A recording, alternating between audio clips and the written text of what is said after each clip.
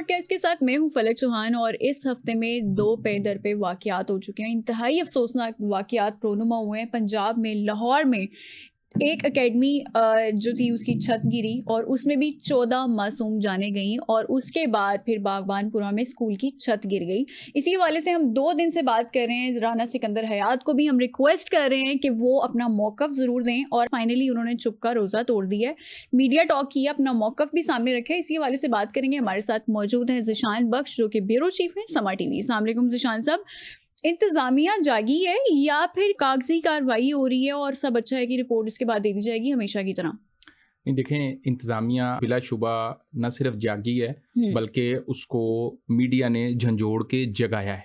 ठीक है, बिल्कुल। और अगर हम इस जागने की बात करें तो इस वक्त न सिर्फ वज़ीर तालीम बल्कि वज़ीर हाउसिंग और ख़ुद वज़ीर आला पंजाब फील्ड में निकली। और सबसे पहले उन्होंने बागवानपुरा में जो वाक़या पेश आया उस हवाले से ऑफिसर से अपडेट रिपोर्ट ली और उसके बाद कान्हा पहुंची जहां पर जो 14 बच्चे अल्लाह को प्यारे हुए उनकी फैमिली से मिली, उनसे ताज़ियत की और उनको दिलासा दिया उन माओं को, गो कि उनके बच्चे वापस नहीं आ सकते, लेकिन मरियम नवाज की अपने दरमियान मौजूदगी यकीनन उनके गम में कुछ ना कुछ कमी ज़रूर करेगी। ज़िशान साहब, चलें, वज़ीर आला मरियम नवाज साहिबा तो गई हैं, लेकिन असूली तौर पर सबसे पहला जो फ़र्ज़ बनता था वज़ीर तालीम का बनता था, राना सिकंदर हयात का बनता था कि वो उसी वाक़े जिस दिन वाक़या रोनुमा हुआ है उसी दिन जाएं उनके घरों में, उनकी दादरसी करें, उनको दिलासा दें कि उनको इंसाफ मिलेगा। लेकिन 2 दिन तक तो वो बिल्कुल ही गायब थे। अच्छा, देखें, यकीनी तौर पर इस पे तो वो खुद बेहतर मौक़िफ़ दे सकते हैं कि वो कहाँ थे और इस हवाले से उन्होंने क्या किया। लेकिन अगर मैं उनकी मूवमेंट बताऊं तो जब वो निकले तो वो ना सिर्फ जो वाक़या था उसकी साइट पर गए और वहाँ जाकर तमाम तर इंतजामात देखे, सारी इंतज़ामिया उनके साथ थी और वो भरपूर फॉर्म में दिखाई दिए। अच्छा। और उन्होंने वाज़े तौर पर बताया कि तकरीबन गुज़िश्ता 24 घंटों में 2 रोज़ से जो हम मीडिया पर ये बार बार बता रहे थे कि बेतहाशा स्कूल्स, एकेडमीज, कोचिंग सेंटर्स और ट्यूशन सेंटर्स गली मोहल्लों में ऐसे मौजूद हैं जिनको कोई इस वक्त चेक नहीं कर रहा। ठीक है। 760 को ऑफिशियल फिगर वजीर तालीम ने दिया है कि सील कर दिया गया है। उनका या तो बिल्डिंग इंफ्रास्ट्रक्चर ऐसा नहीं था या वो गवर्नमेंट बायलॉज की खिलाफ वर्जी कर रहे थे, क्योंकि समर कैंप्स इस वक्त बंद हो चुके हैं। जो भी समर कैंप चला रहा था 760 इंस्टीट्यूट्स को, इदारों को, कोचिंग सेंटर्स को बंद किया गया है, सील किया गया है। ठीक है। और इनमें से 100 से जायद वालिदैन की शिकायत पर बंद हुए हैं जिन्होंने हुकूमत को बताया है, जबकि कुछ मीडिया और समा को क्रेडिट जाता है जिन्होंने एजुकेशन डिपार्टमेंट को और वजीर तालीम को अपडेट किया कि यहाँ इदारे खुले हुए हैं। इस तरफ भी जरा नजर करें तो आपको पता चले क्या बिल्कुल जी। ज़िशान साहब, आज भी हम रिक्वेस्ट ही कर रहे हैं वजीर तालीम से और जो वजारत है तालीमी, जो हमारी मिनिस्ट्री है, हम उनसे आज भी यही कहेंगे कि अगर बतौर सहाफ़ी आपको हमारी मदद चाहिए तो हम हाजिर हैं। हम उन स्कूल्स की, उन एजुकेशन सेक्टर की, उन तालीमी इदारों की भी निशानदेही करने के लिए तैयार हैं। लेकिन आपको क्या लगता है, पंजाब हुकूमत में तालीमी इस्लाहात, बात तो करते हैं तालीमी इस्लाहात पर, AI की भी बात होती है, जेमिनाई क्लासरूम की भी बात होती है, हकीकत क्या है? देखें, अगर तो हम कागज़ों में तालीमी इनकलाब की बात करें तो फिर तो हम सबसे बहुत आगे हैं। अगर हम हकीकत की बात करें तो मेरा ख्याल है आज भी, मैं पंजाब की बात नहीं करूँगा, मैं पूरे पाकिस्तान की बात करूँगा, चारों सूबों में, कश्मीर में, गिलगित बल्तिस्तान में अभी तालीमी इनकलाब लाने की ज़रूरत है। हम बहुत पीछे हैं as compare to our region. इस खित्ते में अगर हम हमसाया मुल्क में देख लें तो वहाँ पर IT की यूनिवर्सिटियों की तादाद ही देख लें तो हम हैरान रह जाएंगे। ठीक है। आप मेटा में देख लें, फेसबुक में देख लें, बड़े बड़े इदारों के जो CEOs हैं वो हमारे हमसाया मुल्क के नेशनल हैं। ठीक है। हमारे यहाँ ये तालीमी इनकलाब क्यों नहीं आ रहा? सबसे बड़ा पॉइंट ये है कि हमारे यहाँ तालीम को अभी भी पहली तरजीह के तौर पर देखा ही नहीं जा रहा। अगर हम आज अपनी तालीम पर इन्वेस्टमेंट करेंगे, क्योंकि जो तालीम की सरमायाकारी है ये हमारे मुस्तकबिल की सरमायाकारी है, हमारे हुक्मरानों को इस चीज़ पर गौर करने की ज़रूरत है। क्योंकि 18वीं तरमीम के बाद जो तालीम है वो प्रोविंशियल सब्जेक्ट हो गया। अब तालीम सूबाई हुकूमतें देखती हैं, फेडरल एजुकेशन मिनिस्टर ज़रूर होते हैं लेकिन वो सिर्फ इस्लामाबाद की हद तक होते हैं। जब तक हम पंजाब, सिंध, KP और बलूचिस्तान के जो वज़राए तालीम हैं वो अपने अपने सूबों के अंदर तालीम को तरजीह बनाते हुए जो फंड्स हैं उनके अंदर सबसे बड़ा पोर्शन जब तक तालीम के लिए नहीं रखेंगे, तालीम, सेहत, ये वो बुनियादी नुकात हैं। अगर आज हम तालीम पर इन्वेस्टमेंट करेंगे मुस्तकबिल की इन्वेस्टमेंट समझते हुए तो फिर कल को हमारी अदालतें भी गैर आबाद होंगी, हमारी जेलें भी गैर आबाद होंगी, और आप हमारे थाने भी गैर आबाद होंगे। आप इस्लाहात की बात कर रहे हैं, इस्लाहात के बारे में भी जरा बात कर लेते हैं। राना सिकंदर हयात ने Punjab education sector plan 2025 to 2030 यहाँ पर रखा था, ठीक है, और डिजिटल क्लासरूम जैसे बड़े बड़े दावे किए गए थे। हकीकत इसके बरक्स है, बहुत सारे स्कूलों की छतें जो हैं वो नाजुक हैं। 2 स्कूल्स की हम देख चुके हैं, एक स्कूल की छत गिरी है, एक एकेडमी की भी छत गिर गई है। उसके अलावा छुट्टियां अलग दी जाती हैं। तो ये क्या मरीम नवाज साहिबा को या वजीर आला साहिबा को खुश करने के लिए कागजी कार्रवाई है, या वो पॉलिसी है जिसमें अमल दरामद अभी तक नहीं हमने देखा? अच्छा देखें, जहाँ तक आपने छुट्टियों की बात की, अगर हम यहीं से शुरू करें तो तकरीबन इस तालीमी साल में मेरा ख्याल है कि कोई 110 से 115 दिन का सिर्फ एकेडमिक सेशन हुआ है, ठीक है, जो कि बहुत कम है। बिल्कुल। एजुकेशनिस्ट जो हैं उनका ये कहना है कि कम अज कम 180 टू 200 180 से 200 दिन का तालीमी सेशन होना चाहिए बच्चों को। अगर आपने कुछ बनाना है, अगर हमने अकेडमियों को और ट्यूशन सेंटर्स को ही आबाद करना है तो फिर स्कूल को 100-110 दिन खोल लें, बाकी हम मौका दे दें उन अकेडमीज को और उन ट्यूशन सेंटर्स को कि वो इसको देखें। अब आपने जो रिफॉर्म्स की बात की, तो रिफॉर्म्स एक दिन में या एक साल में नहीं होती, इसके लिए टाइम चाहिए होता है। गवर्नमेंट स्कूलों की हद तक हुकूमत कोशिश कर रही है इंश्योर करने की कि उनके अंदर जो मिसिंग फैसिलिटीज हैं उस पर खर्च किया जाए और छतों को मजबूत बनाया जाए, बिल्डिंग्स को महफूज बनाया जाए तलबा के लिए, क्योंकि अगर इमारतें महफूज नहीं होंगी ना तो बच्चे जब गैर महफूज जगह पर बैठ के पढ़ेंगे तो उनका ध्यान फिर किताब और कॉपी में नहीं होगा, उनका ध्यान अपने ऊपर की तरफ उस छत में होगा। चलिए, छतों की भी बात हो गई ज़िशान साहब, छतों की भी बात होगी, लेकिन जिस तरह से आपने कहा कि 109 या 110 टीचिंग डेज थे, उसके बाद जी समर कैंप लगा दिए जाते हैं फीसेस बटोरने के लिए, तो क्या इस तरह से रिफॉर्म्स पर अमल दरामद होता है? अच्छा देखें, समर कैंप्स की तो कभी भी हुकूमत ने इसको इनकरेज नहीं किया, हौसला अफजाई नहीं की। ये तो प्राइवेट सेक्टर की तरफ से हमेशा कोशिश होती है और इसके अंदर भी जो बड़े प्लेयर्स होते हैं उनकी ये कोशिश होती है, जो बड़ी एकेडमीज वाले हैं, कि हम कुछ ना कुछ फीसिस के नाम पर इसमें से अपना हिस्सा निकालें। लेकिन हमारी मौजूदा जो गवर्नमेंट है और ख़ास तौर पर वज़ीर तालीम है, उन्होंने इस हवाले से काफ़ी सख्त हिदायत दी हैं। गुज़िश्ता बरस भी मुझे याद है उन्होंने कैटेगोरिकली कहा था कि गर्मियों की छुट्टियों की कोई स्कूल फीस चार्ज नहीं करेगा। फिर भी हुई थी चार्ज। हाँ, हुई थी। ये है वो नुक्ता कि जो चार्ज कर रहे हैं उनके खिलाफ क्या कार्रवाई हुई। अब की बार भी हुकूमत की तरफ से ऐलानात हुए हैं, 1 माह के समर कैंप की इजाजत दी गई है। अगर 1 माह के समर कैंप के नाम पे स्कूल ने 3 माह की फीस लेनी है तो फिर उन वालिदैन का आप सोचें कि जो पहले ही सफेद पोश हैं, वो अपने बच्चों का मुस्तकबिल, अपने बच्चों के ख्वाब खरीदते हैं अपनी मेहनत की पैसों से। तो अगर अपनी सारी की सारी तनख्वाह निजी सेक्टर के स्कूलों को ये वालिदैन दे देंगे तो मुझे बताएं उसके बाद भी अगर स्कूल में छुट्टियां होंगी, स्कूल ने तो फीस पूरी ले ली, बिल्कुल, बच्चों ने क्या तालीम हासिल की वहां से। अच्छा, ये छुट्टियां तो अलग है, लेकिन उसके बाद कोई भी क्राइसिस आता है, जैसे स्मोग आ गई, मौसम की सख्ती गर्मी हो गई है, उसमें फिर छुट्टियां दे दी जाती हैं। उसके अलावा कुछ और चीजें चल रही होती हैं, जैसे फ्यूल प्राइसेस की बात अगर हम करते हैं, उसमें भी छुट्टियां दे दी जाती हैं। तो फिर रिफॉर्म्स कहाँ गए और फिर एकेडमिक ईयर कहाँ गया जब सारा साल ही बच्चों ने छुट्टियां करनी है? क्योंकि जब फ्यूल प्राइसेस की कीमतें, फ्यूल की जब कीमतें बढ़ी थी, उस टाइम पे जब बच्चों को छुट्टियां दी गई थी ना, तो बच्चे गर्मियों की छुट्टियां इंजॉय करने के लिए नॉर्दर्न एरिया चले गए थे, मरी चले गए थे।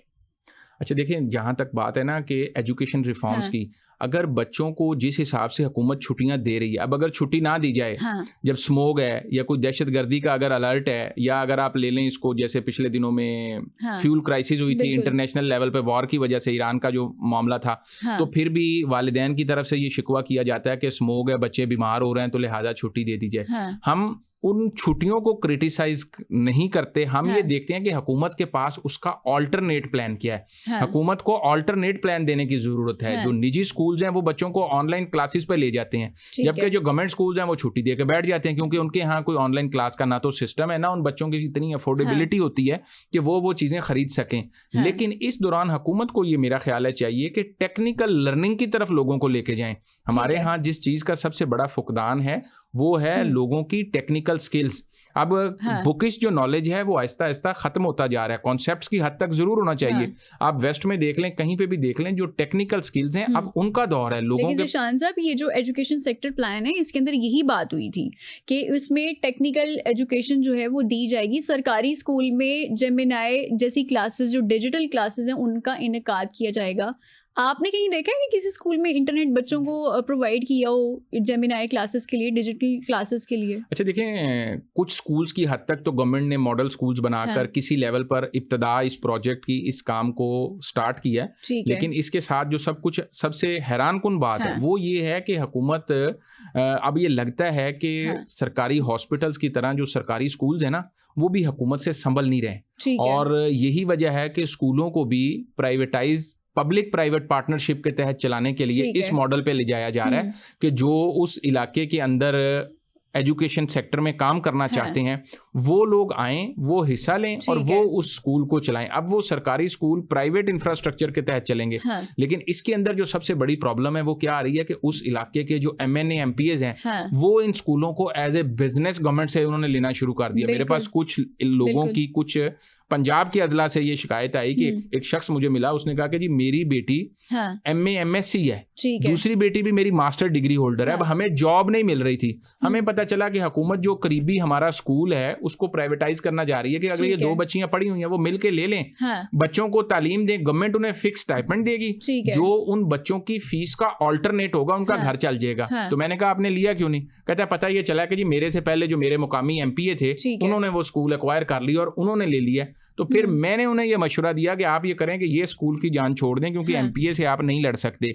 आप ऐसा करें कि किसी दूसरे इलाके में जो स्कूल अवेलेबल है फैमिली को लेके वहां शिफ्ट हो जाएं, ताकि कम से कम अगर आपके बच्चे, आपकी बेटियां आपके घर के करीब किसी स्कूल में टीचिंग कर लेंगी तो एक तो गवर्नमेंट से जो फंडिंग आएगी वो उनको मिल जाएगी, और दूसरा वो बच्चों को जेवरे तालीम से, मेहनत से आरास्ता करेंगी, उनका नजरिया कारोबार नहीं होगा। ठीक है ज़ीशान साहब, करप्शन की दास्तानें भी हमने सुनी है, ठीक है। उसके बाद फिर टीचर्स की जो भर्तियां हैं या घोस्ट टीचर्स हैं, वो भी साउथ पंजाब में भी यही सूरत हाल है। इसके अलावा हमारे जो सेंट्रल पंजाब है वहाँ पे भी इक्का दुक्का शिकायत हमें भी मौसूल हुई हैं।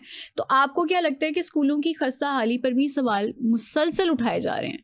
इसमें क्या वजारतें जो तालीम है उनके ऊपर एक सवाल नहीं उठता कि वो 2 से 2.5 साल जो उनकी हुकूमत की है उन्होंने डिलीवर ही नहीं कुछ किया, सिर्फ कागज़ में पॉलिसीज़ हैं जो वज़ीर आला साहिबा को दिखा दी जाती हैं और उसके बाद उनसे अप्रूवल ले ली जाती है। इम्प्लीमेंटेशन हमने कहीं नहीं देखी। अच्छा देखें, जहाँ तक इम्प्लीमेंटेशन की बात है ना, इस वक्त सूरत हाल ये है कि पूरे सूबे के अंदर जो एजुकेशन सेक्टर है वो उस तरह से प्रायोरिटाइज नहीं हो रहा जैसे होना चाहिए था। ठीक है, कोशिश तो ये होनी चाहिए थी कि जो डेवलपमेंट बजट है उसका बड़ा फिगर सेहत और तालीम की तरफ आता, ताकि जो लोग हैं, जो हमारा मुस्तकबिल है, बीमारियों से बचें तो सेहतमंद मुआशरा हो, और अगर तालीम हासिल कर लेंगे तो अपना मुस्तकबिल संवार लेंगे। ठीक है, लेकिन हमारे यहाँ डेवलपमेंट प्रोजेक्ट्स, जो चीज़ें नज़र आ रही होती हैं ऑन ग्राउंड्स, आप देख लें कि बड़े बड़े हॉस्पिटल्स की बिल्डिंग्स देख लें, बड़ी बड़ी आप और हुकूमत के जो रोड इंफ्रास्ट्रक्चर है उसको देख लें, इसकी बजाय अगर तरजीह एजुकेशन हो और पहली तरजीह हो कि जो मिसिंग फैसिलिटीज को लेकर और फिर तालीमी मयार को बेहतर करने के लिए टीचर ट्रेनिंग का कॉन्सेप्ट गवर्नमेंट लेवल पर उस तरह से नहीं है जैसे प्राइवेट स्कूल हर साल अपनी गर्मियों की छुट्टियों में अपने टीचर्स की अपग्रेडेशन करते हैं नए तालीमी निसाब के हिसाब से। मैं आपको गारंटी से कह सकता हूँ आज भी जो हमारे सरकारी स्कूलों के असातिज़े हैं बहुत काबिल एहतराम है, लेकिन हुकूमत की तरफ से उनको उस तरह से कोई सपोर्ट नहीं है कि वो अपना जो निज़ाम तालीम है उसको बेहतर करने के लिए खुद को अपग्रेड करें। क्योंकि जो टीचर्स होते हैं वो जब मुकामी सतह पर MNA MPA के जरिए वो भर्ती हो जाते हैं तो उसके बाद उनको उन्होंने पता है कि सरकारी जॉब करनी है, पूछना है किसी ने नहीं रिजल्ट का, गो कि अब गवर्नमेंट की तरफ से ये कहा गया है कि रिजल्ट ओरिएंटेड इंक्रीमेंट्स होंगे, लेकिन ये देखना है कि इस पर इम्प्लीमेंटेशन किस हद तक होती है और कितना इससे जो बच्चों का रिजल्ट है वो बेहतर होता है। आपने तालीमी मेयार की बात की है, जो हमारे बोर्ड के रिजल्ट आते हैं 9th 10th इंटर के जो रिजल्ट आते हैं वो हर साल डिक्लाइन में जा रहे हैं। दूसरी तरफ आपने तालीमी मेयार की बात की थी, अब मैं हायर एजुकेशन की तरफ भी आपको लेके चलूँगी। हमारी जो डिग्रीज़ हैं, चाहे वो मास्टर्स की डिग्री है, ग्रेजुएशन की डिग्री है, अगर हम बाहर कहीं फॉरेन में अब्रॉड में जाते हैं तो हमारी डिग्री की वर्थ नहीं है, उस डिग्री की बेस पे जॉब्स नहीं मिलती हैं। बाहर जाके पहले आपको और जॉब करनी पड़ती है, उनकी डिग्री लेनी पड़ती है और उसके बाद फिर आपको अपने मतलब की या अपनी रेलिवेंट जो फील्ड है उससे रिलेटेड आपको जॉब मिलती है। तो ये तो हमारे तालीमी हालात हैं। और उसके बाद फिर रिसर्च फंड्स भी नहीं है, अरबों रुपए के तालीमी बजट में फंड्स जारी किए जाते हैं, रिसर्च फंड्स क्यों नहीं है फिर? अच्छा देखें, यही वो नुक्ता है जो अभी मैं पहले बता रहा था कि इस वक्त टेक्निकल लर्निंग की, टेक्निकल एजुकेशन की सबसे ज्यादा जरूरत है। बिल्कुल। बाहर के मुल्कों में जब आप लोग देखते हैं, लोग जो जाते हैं वो कहते हैं कि जिसने यहाँ से आना है वो कोई ना कोई हुनर सीख के आए, क्योंकि बाहर ये कागजी डिग्रियों की वो कदर नहीं है जिसकी आपने बात की है। बाहर हुनर आपको कोई भी आता है ना, उसकी अहमियत है, और इसमें कोई शक नहीं।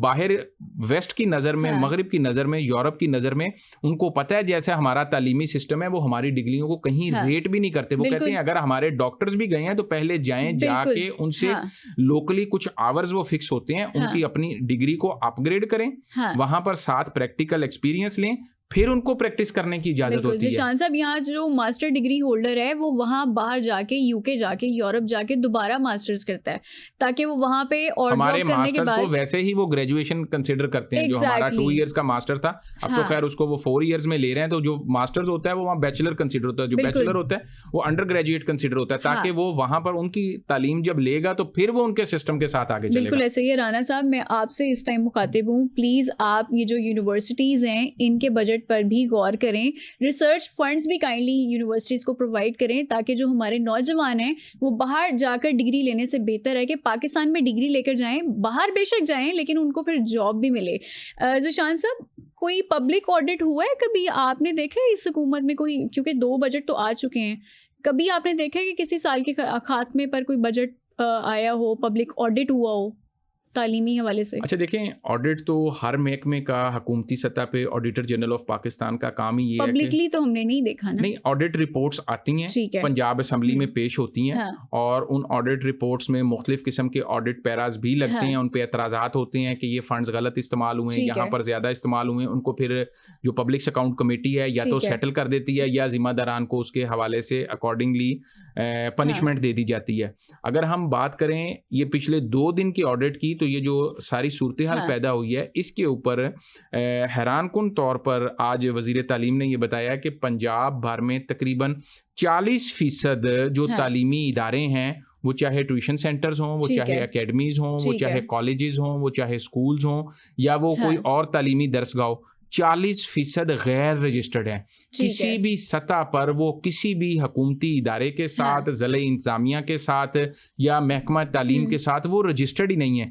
ये वो फिगर है जिसके ऊपर हम पिछले 2 दिन से बात कर रहे थे कि यहाँ पर हमारा जो तालीमी निज़ाम है उसकी सबसे बड़ी वजह ये कि लोगों ने इसको कारोबार का जरिया बना लिया। जब हुकूमत के रिकॉर्ड में ये लोग नहीं होंगे तो क्या पता चलेगा कोई 1 मरले के कमरे में पढ़ा रहा है, कोई 10 मरले में पढ़ा रहा है, किसी ने 3 मंजिला इमारत बनाई है, उसका नक्शा कहाँ से अप्रूव कराया है, उसकी बिल्डिंग सेफ्टी का क्या इकदाम उठाया, और उसके बाद उसमें जो बच्चे पढ़ रहे हैं उनके मुस्तकबिल को कैसे वो मेक श्योर कर रहे हैं, जबकि उनकी जो अपनी बिल्डिंग्स हैं उनका जो इंफ्रास्ट्रक्चर है वही कमजोर है। बिल्कुल ऐसे ही है ज़ीशान साहब। 2025 और 2026 का अब तकरीबन 6 महीने गुजर चुके हैं।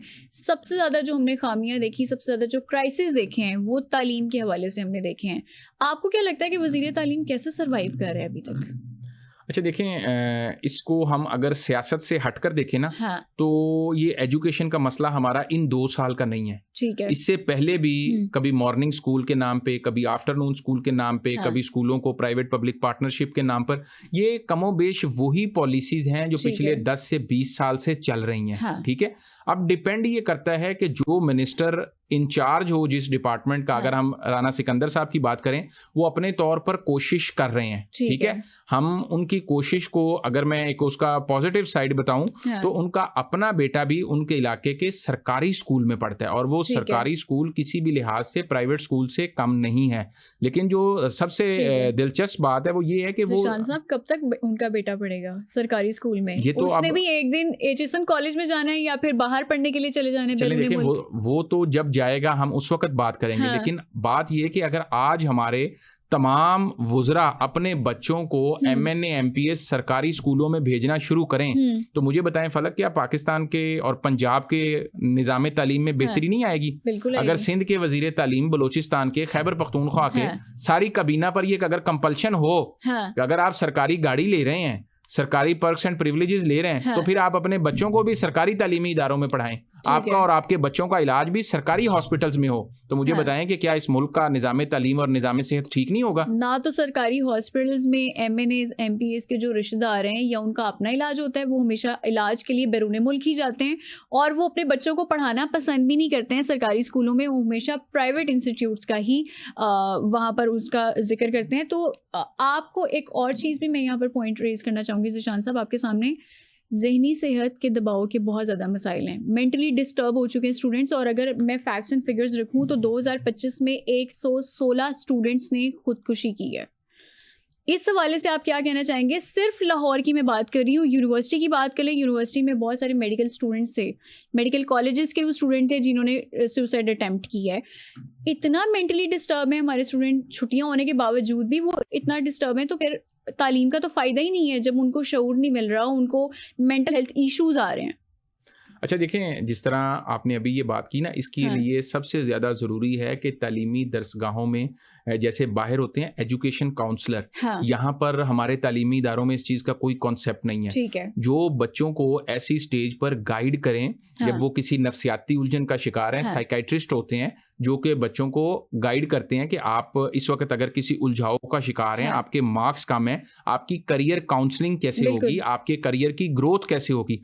ये वो लोग हैं जो अगर तालीमी इदारों में मौजूद होंगे तो बच्चों को डायरेक्शन देंगे, किसी समत का तयन होगा। इस वक्त हमारा जो नौजवान है, हमारे जो बच्चे हैं, वो डायरेक्शन लेस हैं। करियर काउंसलिंग तो है ही नहीं, उनको ये होता है मेरी दोस्त ने ये किया, मेरे दोस्त ने ये किया। आजकल सॉफ्टवेयर का जमाना है, AI का जमाना है, तो हमें ये डिग्री कर लेनी चाहिए, उनको तो पता ही नहीं है। यही बात मैं कर रहा हूँ कि करियर काउंसलिंग ना होने की वजह से बच्चों की ऑन कैंपस उनको फ्यूचर लर्निंग नहीं है। वो जब मिडल में होते हैं तो उस वक्त अगर डॉक्टरी का ट्रेंड है, सब डॉक्टर का ज़हन बना लेते हैं। जब वो OA लेवल्स तक पहुंचते हैं, मैट्रिक तक पहुंचते हैं, तो पता चलता है इंजीनियरिंग का ट्रेंड आ गया, वो सब सारी कॉम इंजीनियरिंग की तरफ चल पड़ती है। जब वो ग्रेजुएशन करते हैं तो वो IT का दौर आ गया। यानी बच्चे ने अपना कोई करियर पाथ मुंतखब ही नहीं किया, और उसकी सबसे बड़ी वजह ये है कि तालीमी इदारे के अंदर कोई उसको बताने वाला और कोई समझाने वाला था ही नहीं। टीचर्स की प्रेजेंस जरूरी है, लेकिन उसके साथ साथ करियर ग्रोथ, करियर काउंसलिंग, और अगर आपको कोई नफ्सियाती इशू है, किसी वजह से बच्चे किसी परेशानी या उलझन का शिकार है, चाहे वो घर का माहौल है,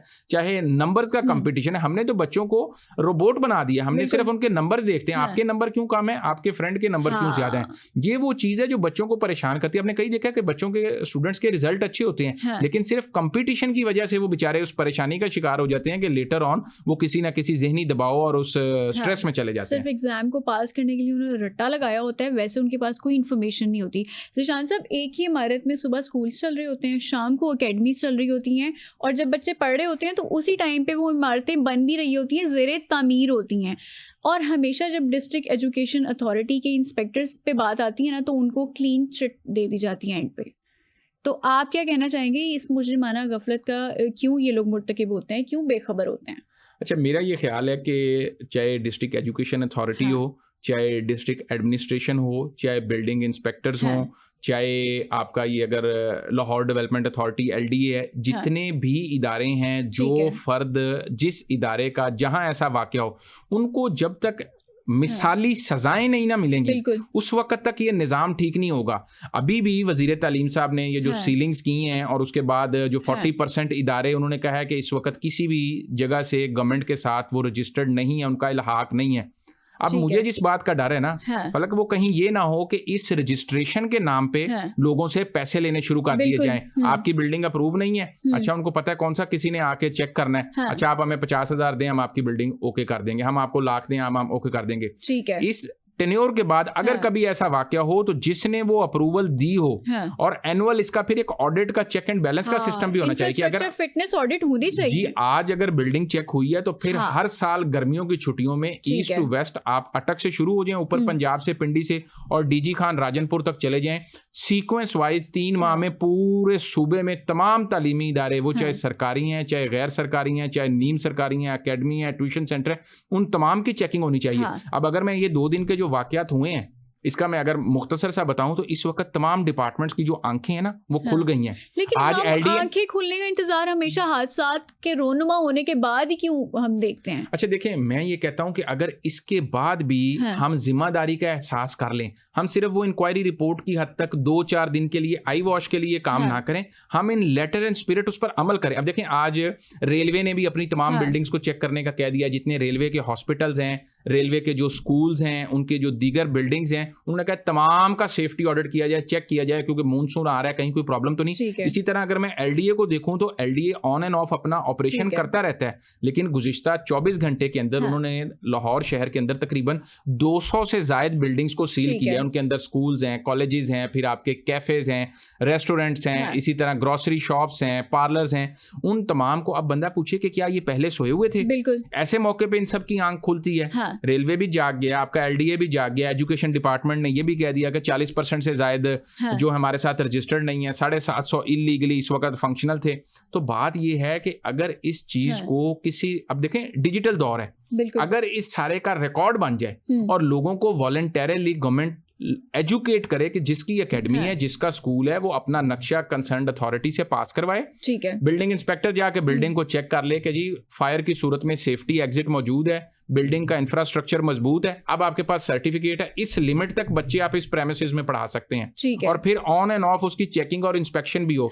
लेकिन अगर ये काम सारा ऑनलाइन नहीं होगा तो फिर इसके अंदर रिश्वत भी होगी, फिर इसके अंदर मैल प्रैक्टिसेस भी होंगी। ज़िशान साहब, क्योंकि ये वाकया लाहौर शहर में पेश आया है, लाहौर जिसको पंजाब का दिल कहा जाता है और सबसे ज़्यादा डेवलपमेंट के जो प्रोजेक्ट्स हैं वो भी इसी शहर में होते हैं। ये किसी गांव देहात का, ये साउथ पंजाब का इशू नहीं था। पे दर पे वाक़यात सिर्फ और सिर्फ लाहौर में हुए हैं। और मैं यहाँ पे राना साहब को भी कहना चाहूँगी कि प्लीज़ आप अपने डिपार्टमेंट में ज़रूर गौर करें, किसी हादसे का इंतज़ार ना करें, बल्कि उससे पहले ही जो रिफॉर्म्स आपने लेने हैं उस पर इम्प्लीमेंटेशन ज़रूर करें। ज़िशान साहब, अगर हम बात करें, अगर आप कोई 3 मशवरे देना चाहें एजुकेशन डिपार्टमेंट को, तो वो कौन से होंगे? अच्छा देखें, सबसे पहले तो जिस चीज़ की सबसे ज़्यादा ज़रूरत है ना, हमारे जो एकेडमिक कैलेंडर है उसको कम से कम, ये जो 100, 110 दिन, 115 दिन वाला है ना, इसको हमें 175 से 280 डेज तक ले जाना है। इसके लिए एजुकेशन डिपार्टमेंट को एक रोड मैप बनाना है कि अगर ठीक है समर का टाइम चेंज हो गया, सर्दी लेट आ गई है या जल्दी आ गई, तो उसके ऑल्टरनेट जिस वक्त वेदर ठीक हो आप उन छुट्टियों को कंपनसेट करें। अगर स्मोक आ गई है तो स्मोक का कोई ऑल्टरनेट देखें, कोई एक्स्ट्रा क्लासेस का अरेंज करें, क्योंकि ये जो छुट्टियां हैं ये लोगों को फिर अकेडमीज, ट्यूशन सेंटर्स और उस तरफ मजबूर करती हैं जाने पे, जो कि वालिदैन के ऊपर एक बर्डन बनता है। जो सफेद पोश वालिदैन है वो अपने बच्चों की फीसिस पहले ही पता नहीं कितनी मुश्किल से पूरी करते हैं। और मुझे तो सारा सिलेबस तो गर्मियों की छुट्टियों में दे दिया जाता है कि आपने घर से कवर करके आना है। मुझे तो इस बात की समझ नहीं आती कि ये प्राइवेट स्कूल्स जो हैं, बड़े बड़े ब्रांड्स के भी जो स्कूल हैं, वो फीस किस चीज की लेते हैं? कभी इनके बच्चों को देखें, बेचारे सुबह स्कूल पढ़ रहे होते हैं, शाम को या उनके पास घर में ट्यूटर आ रहा होता है या वो कहीं पढ़ने जा रहे होते हैं। तो पूछने की बात ये है, कोई इनसे पूछे, इनका ऑडिट करे, क्या आप क्लास में स्कूल में नहीं पढ़ाते? अगर आप स्कूल में पढ़ाते हैं तो ये नौबत क्यों आती है कि बच्चों को बाहर कहीं जाके पढ़ना पड़े? तो पहले नंबर पर तो जो हमारा एजुकेशनल कैलेंडर है उसको एटलीस्ट हमें 170 डेज प्लस ले जाना है। सेकेंडली, टीचर्स की मेरिट पर भर्ती बहुत जरूरी है। अगर एक काबिल उस्ताद होगा, क्योंकि ये कौम का मेमार है, बच्चे हमारा मुस्तकबिल हैं, और मैंने पहले कहा कि एजुकेशन पर जो हमारा बजट लगना है वो हमने अपने मुस्तकबिल की इन्वेस्टमेंट सोच के करनी है। वो जिस तरह हमारे बड़े प्रोजेक्ट्स होते हैं इस तरह हमने इस पे करनी है। तो टीचर्स की मेरिट पर भर्ती, एनुअली उनको रिफ्रेशर कोर्सेज करवाए जाएं, नई नई जो स्किल्स आ रही हैं उनको उसके साथ एनहांस किया जाए, उनको मर्ज अप किया जाए। और तीसरे नंबर पर टेक्निकल स्किल्स। ठीक है, अगर टेक्निकल स्किल्स हम आज से अपने बच्चों को छोटी क्लास से, प्राइमरी ग्रेड से शुरू कर देंगे, तो वो बेशक मैट्रिक के बाद अगर कोई बच्चा तालीम नहीं भी किसी मजबूरी से जारी रख सकेगा तो उसके पास कोई ना कोई हुनर जरूर होगा। वो बाहर निकल के भीख नहीं मांगेगा, वो अपनी कहीं छोटी सी मोटर मैकेनिक की, वेल्डर की, डेंटर की, पेंटर की, ठीक है, कोई ना कोई काम करेगा। और यही वो हमारी स्किल्ड लेबर है जो गल्फ के अंदर, खलीजी ममालिक के अंदर आपके जाती है और जाके वहां पर अच्छा खासा अर्न करती है। तो जब उनके पास बेसिक कोई स्किल होगी तो ही वो आगे जाके कुछ कर सकें। साहब, जाते जाते मुझे ये भी बता दें, एजुकेशन मिनिस्टर बनने का क्राइटेरिया क्या होता है? आप बन सकते हैं एजुकेशन मिनिस्टर अगर आपको इस चीज की कोई फॉर्म फिल करना पड़े या कहीं टेस्ट देना पड़े, क्या क्राइटेरिया है? अच्छा देखें, किसी भी मिनिस्ट्री के लिए ना बुनियादी तौर पर तो कोई क्राइटेरिया कम से कम आइन और कानून में कोई मौजूद नहीं है। Whoever is the member parliament, वो वजीर बन सकता है। किसी भी डिपार्टमेंट का ये इख्तियार 100% वजीर आला का होता है, ठीक है। लेकिन हम इसके अंदर आइडियल सिचुएशन की बात कर सकते हैं कि वजीर किसको किस डिपार्टमेंट का होना चाहिए, ठीक है। जो जिस शोबे से मुताल्लिक हो ना, वो अगर उसका वजीर होगा तो वो उस मामले को, उस चीज को ज्यादा बेहतर तरीके से मैनेज करेगा। देखिए अगर आप में कोई अचीवमेंट होनी चाहिए, कोई डिग्री होनी चाहिए, फिर उसको उस चीज का पता होगा ना। देखिए अगर आप एक डॉक्टर को वजीर सेहत बनाएंगे तो यकीनी तौर पर उसको डॉक्टर्स के मसाइल का भी पता होगा, उसको हॉस्पिटल्स और जो तिब्बी सहूलियात हैं उसका भी बेहतर पता होगा। इसी तरह आप किसी इकोनॉमिस्ट को अगर बनाएंगे फाइनेंस मिनिस्टर तो वो उन फिगर से अच्छा परफॉर्म करेगा, ठीक है। इसी तरह अगर आप किसी एजुकेशनिस्ट को या किसी ऐसे फर्द को जिसका एजुकेशन का वसी तजर्बा हो, बिल्कुल ठीक है, लेकिन हमारे यहाँ लोग तजर्बा विद इन दैट टेन्योर भी सीख लेते हैं। अब जैसे हमारे फाइनेंस मिनिस्टर है मुश्तबा शुजाउर रहमान, वो गुज़िश्ता मेरा ख्याल है 1 दहाई से ज्यादा हो गया जब नून लीग की हुकूमत हुई है, मैंने कम से कम अपने प्रोफेशनल कैरियर में पिछले 3-4 टेन्योर से मुश्तबा शुजाउर रहमान को ही देखा है। वो मुसलसल देखिए ना, एक दफा बने, चीजों का पता चला, सीखा, अगली दफा उनकी जगह किसी और को बनाएंगे, उसको फिर सीखना पड़ेगा। लेकिन अगर एक बंदा 3 टेन्योर से एजुकेशन फाइनेंस मिनिस्टर चल रहा है और चौथी दफा भी, मेरा ख्याल है तरजीह यही होनी चाहिए कि उसी को ही फाइनेंस मिनिस्टर बनाया जाए। क्योंकि ज़िशान साहब, हमने राना सिकंदर हयात साहब को जो पहली दफा लाइमलाइट में देखा था वो मरियम नवाज साहिबा के जलसे थे। उसके अलावा हमने उससे पहले उनका नाम भी नहीं शायद सुना था, मीडिया में लोगों को नहीं पता था, आवाम को नहीं पता था। तो इसी हवाले से मैं पूछना चाह रही थी कि कोई क्राइटेरिया होना चाहिए, कोई अचीवमेंट होनी चाहिए। डॉक्टर जावेद अकरम को जब वज़ीर सेहत बनाया गया था, सूबाई वज़ीर सेहत जब वो बने थे, उन्होंने डॉक्टर्स के लिए काफ़ी काम किया था, पेशेंट्स के लिए बहुत काम किया था, हॉस्पिटल्स में काफ़ी इस्लाहात की थी उन्होंने। इसी हवाले से मैं पूछना चाह रही थी कि कोई क्राइटेरिया तो हो। अच्छा देखें, डॉक्टर जावेद अकरम की आपने मिसाल दी, ऐसी और बहुत सी मिसालें हैं। सलमान शाह साहब थे जो उस वक्त वजीर खजाना थे। असल में जो निगरान कैबिनेट होती है या निगरान हुकूमत होती है ना, उनके पास एक तो टाइम कम होता है, ठीक है, दूसरा उनके पास मार्जिन होता है, और उन्होंने सिर्फ और सिर्फ चंद लोगों को मिनिस्टर बनाना होता है, और वो भी जरूरी जो वजारतें होती हैं वो टेक्नोक्रेट टाइप लेते हैं। जब पॉलिटिकल गवर्नमेंट्स होती है तो पॉलिटिकल गवर्नमेंट्स को बहुत सारी चीजें देखनी होती हैं। मरियम नवाज ने यकीनन देखा होगा कि राना सिकंदर इकबाल साहब नौजवान, राना सिकंदर हयात साहब नौजवान हैं, एक्टिव हैं, अपने हलके में पॉपुलर हैं, फिर उनकी फॉरेन डिग्री है, बाहर से वो पढ़ कर आए हैं, ठीक है, और उनके अंदर कुछ करने की जुस्तजू और जोश भी है। और उनकी कैबिनेट के अंदर जो खास चीज मैंने देखी है, उन्होंने फील्ड में कोई एक्सपीरियंस नहीं है ना। देखिए अब बहुत से मिनिस्टर्स ऐसे हैं जो पहली दफा मिनिस्टर बने हैं, और मेरा ख्याल है कि कुछ ऐसे हैं कि जो हुकूमती बेंचों पर आए भी पहली दफा हैं, एमपीए भी पहली दफा बने हैं। तो अब ये कोई वजारत के लिए कोई स्कूल कोई नहीं है जहां से आपने डिग्री लेके आनी है।